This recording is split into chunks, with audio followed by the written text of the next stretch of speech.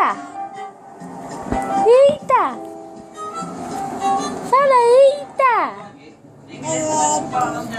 Eita! Ninguém sabe quem fez isso. Fala, mamãe, eita! Tem um tempão que está acontecendo e ninguém na sua casa está acordado. É? Acho que estou te fazendo de boa. Eita! Como assim me fazendo? Eita!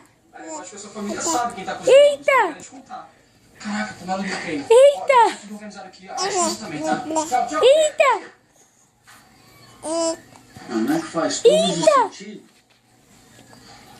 Eita! Desculpa meu atraso aí, cara. Eu fiquei ajudando o Afeganistão, acabei correndo na hora. Meus problemas. Eita! Só não pode dar bobeira, tá, cara? As eliminatórias estão aí e a gente precisa treinar. Eu sei. Aí você viu que vai ter categoria mágica? Eita! Por que você não se inscreve? Eu vi. Mas vai ter que treinar. Tchau!